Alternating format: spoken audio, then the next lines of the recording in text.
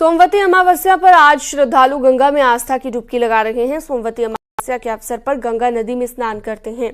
उसके बाद पितरों के लिए जल से तर्पण देते हैं। तर्पण करने से पितर प्रसन्न होते हैं। पितर खुश हो जाते हैं तो पितृदोष दूर होता है। आपको बता दें, सोमवती अमावस्या का पावन पर्व शिव योग में है और इस दिन स्नान और दान करने से पुण्य की प्राप्ति होती है।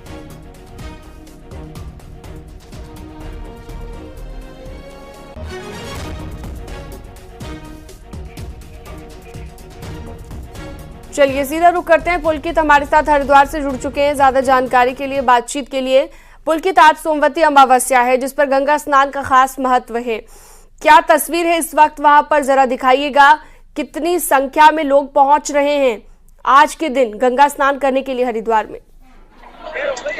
जी, हरिद्वार में हर की पैड़ी पर मैं मौजूद हूँ। हर की पैड़ी पर नजारा बेहद खास नजर आ रहा है। यहाँ पर श्रद्धालुओं से पूरी तरह से हर की पैड़ी की जो घाट है वो पटा पड़ा है। तस्वीरों में देखा जा सकता है कि कितनी बड़ी संख्या में जो लोग हैं, श्रद्धालु है, वो यहाँ पर दूर दूर से पहुंच रहे हैं, क्योंकि सभी पूर्णिमा और अमावस्या पर गंगा स्नान का विशेष महत्व है। लेकिन जब सोमवार के दिन कोई अमावस्या पड़ती है तो उसे सोमवती अमावस्या कहा जाता है और सोमवती अमावस्या पर गंगा स्नान करने का विशेष महत्व है। इसीलिए दूर दूर से श्रद्धालु दिल्ली, एनसीआर, हरियाणा, पंजाब, राजस्थान जैसे राज्यों से, उत्तर प्रदेश जैसे राज्यों से श्रद्धालु हरिद्वार दूर दूर से पहुंच रहे हैं। हर की पैड़ी पर पहुंचकर गंगा में आस्था की डुबकी लगा रहे हैं, क्योंकि सोमवती अमावस्या का जो स्नान है वो एक बड़ा स्नान होता है साल का, और इसीलिए पुलिस और प्रशासन की ओर से व्यापक इंतजाम किए गए हैं ताकि सुरक्षा व्यवस्था में किसी भी तरह की चूक ना हो और किसी भी तरह की जो अप्रिय घटना यहाँ पर ना हो, उसके लिए पर्याप्त इंतजाम किए गए हैं। पूरे मेला क्षेत्र को 14 जोन और 39 सेक्टर में बांटा गया है।